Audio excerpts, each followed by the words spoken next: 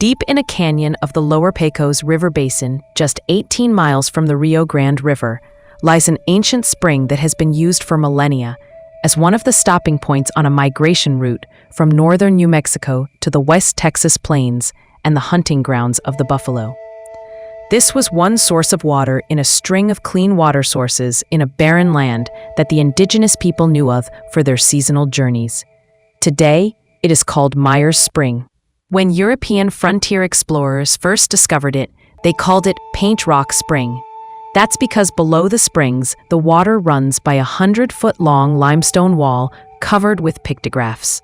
Although the limestone wall was painted on for thousands of years, the ancient drawings gave way to a more recent historic era, as travelers began creating their stories on stone. Many stories were of their hunts. However, some became a way to commemorate the most significant historical events.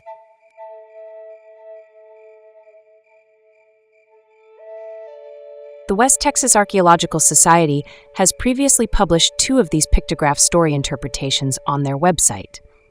The first was the initial contact between the Jumano Indians and the conquistador expedition of Antonio de Espejo in 1583. The second was the story of the Lipan Mescalero Apache crown dancer and the ceremony surrounding this important event. With the help of a Jumano representative, we now share their miraculous story of the Christianization of the Jumano people from the Lady in Blue in the early 1600s, before the Spanish priests ever stepped foot into the Jumano homeland of central and northern Texas. This is the story of the Jumano Indians in the early 1600s and their journey to bring Franciscan priests into Texas to continue the Jumano education in the teachings of Jesus Christ, a mission initiated years earlier by the Lady in Blue. But first, who were the Jumano Indians? The Jumano were a fair-skinned Indian tribe with a pleasant disposition. They were traders, ranging far and wide. The men cut their hair short in a bowl-like shape, with a loop of hair sticking up from the middle of their head, and the women wore their hair long. They preferred to tattoo their bodies with decorations, making them very distinctive in appearance. By the early 1600s, the total Jumano territory extended from below the Rio Grande River, south of the current location of Del Rio, and westward to the region beyond the Big Bend, Texas. Their northern border was generally to the north of the confluence of the Texas Concho and Colorado rivers, and on the west to the Pecos River. Meyers Spring is situated right in the center of the entire known Jumano territory. By 1623, the Spanish had established themselves in New Mexico, with a Franciscan mission in Isleta, 15 miles south of Albuquerque. This was Mission San Agustin.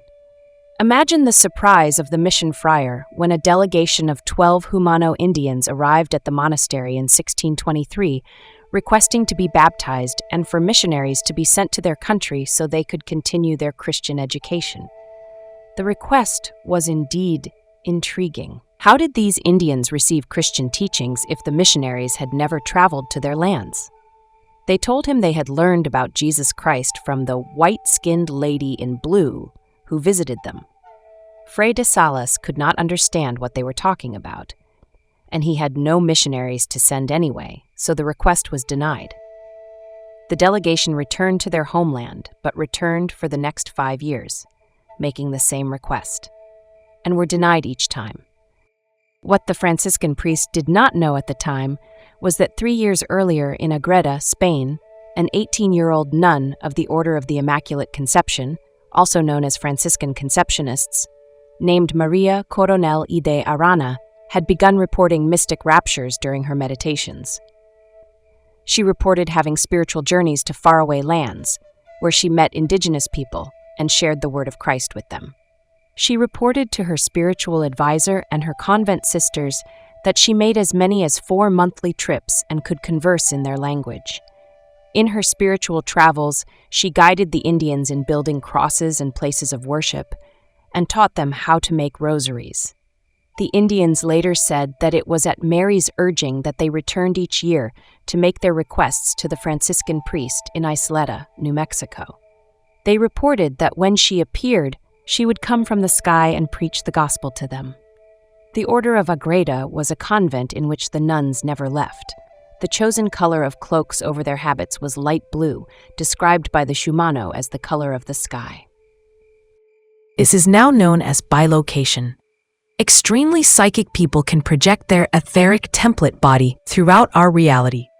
In some Eastern as well as Western metaphysical systems, the soul is believed to be sheathed in a series of bodies of different vibratory frequencies or densities. In this connection, physics now understands energy and matter as not only interchangeable states, but ones altered by the consciousness of an observer. In this state, the etheric body can project the aspects of the physical body while performing a higher state of astral projection. Maria's description of her travels was so detailed that in 1622, the Franciscan minister general met with her to hear her stories. He was so taken with her details, sincerity, and spiritual insight that he gave his blessing in 1626 for the convent's padre to write a letter to the Archbishop of Mexico to verify her descriptions and events. The Archbishop, in turn, sent an inquiry to Father Alonso de Benavides, the superior of the Franciscan mission of all of New Mexico. The letter was hand-carried from Mexico City to New Mexico by a personal emissary of the Archbishop. The emissary arrived in New Mexico with a caravan of 30 priests and a military escort on July 3, 1629. Coincidentally, the annual trek of the Jumano Indians to New Mexico arrived on July 22nd, this time with a delegation of more than 50. As they had done each of the last 5 years, the delegation requested baptism and missionaries to return to their land. This time, however, there was great interest in their request. Father Perea, the emissary, was excited to see more of these Indians and decided to return to the Jumano's homeland with 2 other priests and 3 soldiers. Again, unknown to the Spanish priests, a great multitude of Indians were now moving northward from their homelands at the urging of the Lady in Blue. They moved toward the delegation from the west and were preparing religiously for the gathering. The Lady in Blue provided guidance in building an altar for the masses and large crosses for the event. When the expedition arrived at the location, they gazed upon a procession of Indians coming out to meet them. Being led by Indians carrying 2 large wooden crosses, the camping area was estimated to contain 10,000 Indians. Altars were built, covered by an arbor of branches and flowers. To the priests' amazement, the Indians came up to genuflect and kiss their crucifixes. The priests were truly stunned.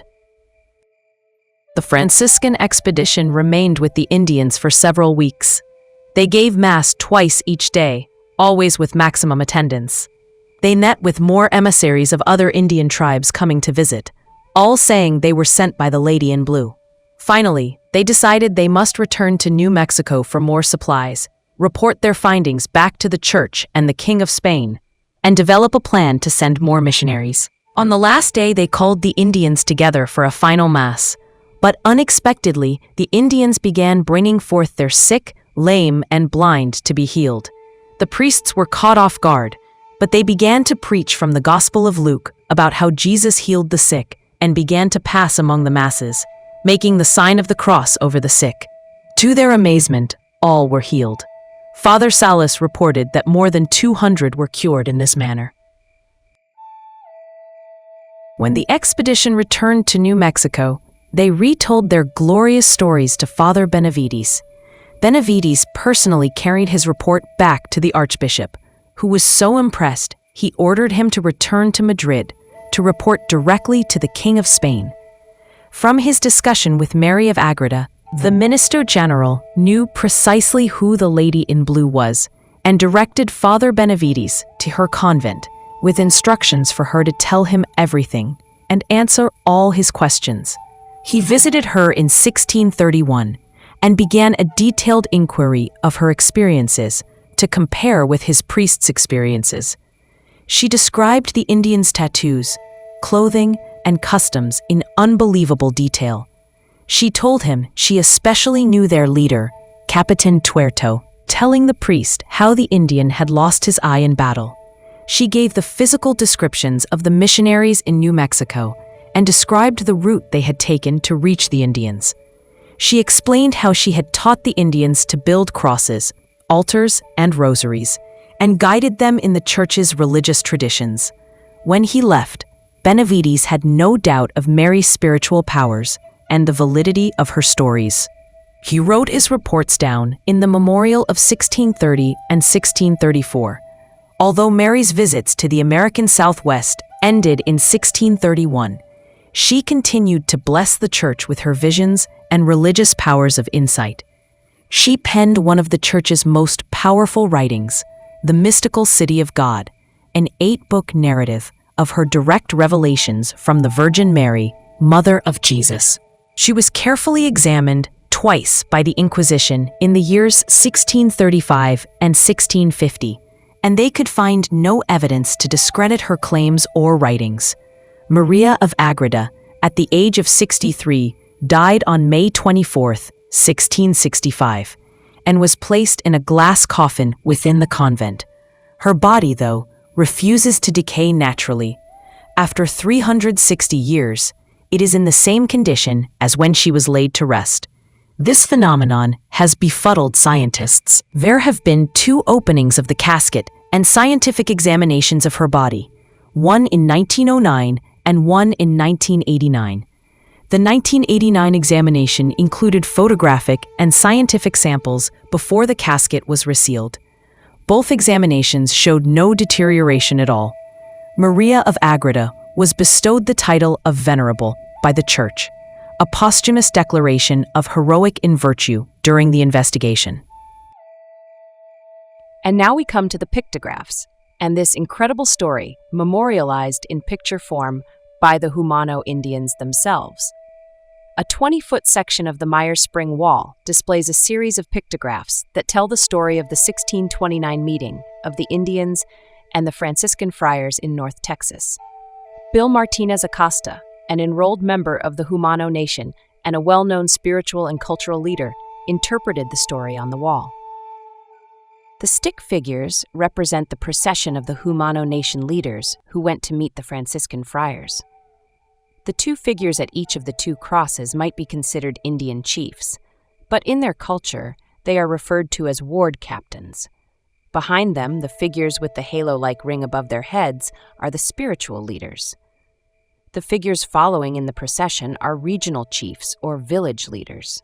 Between the crosses are 2 figures that look much different than the stick figures of the procession. These are probably depicting 2 of the soldiers sent with the friars. Between the soldier-like figures is a swerving line coming down the wall. This likely represents the travel route leading to the meeting place.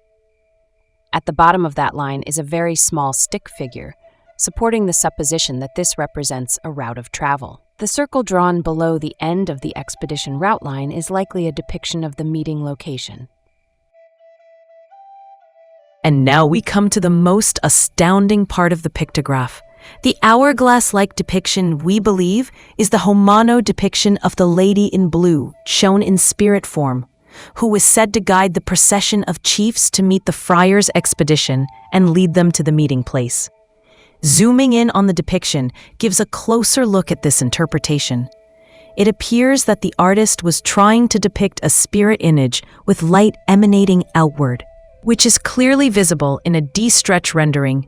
The head is darkened on top, as if to show the nun's black veil, and white below, showing the nun's gimp.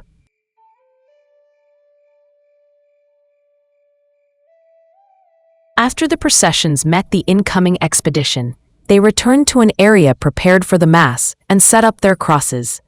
This is where they were reportedly on pedestals. Those pedestals were tripods, and those tripods are depicted on the wall.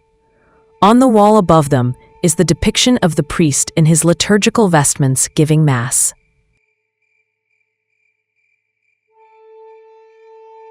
The final and most famous portion of the pictograph story is the Indian dancers.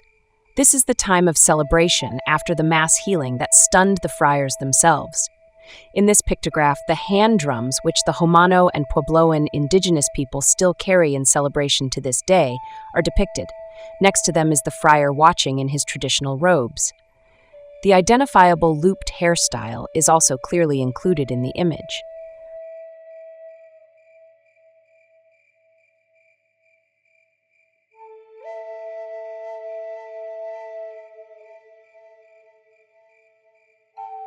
This is the first known depiction of the Lady in Blue story as memorialized by the Jumano people themselves, making it one of the most important pictographs in both Texas and religious history.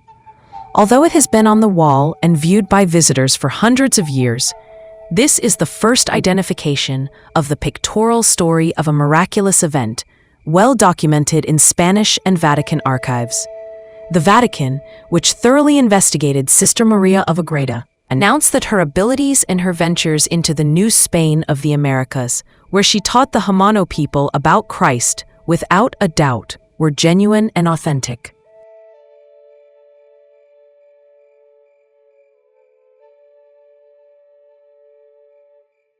The West Texas Archaeological Society was given special permission by the landowner to conduct their research on this private property. 2 organizations conduct tours of the Pictograph wall with the landowner's consent. These are the Whitty Museum and Rock Art Foundation in San Antonio, Texas, and the Shumla Archaeological Research Center in Comstock, Texas.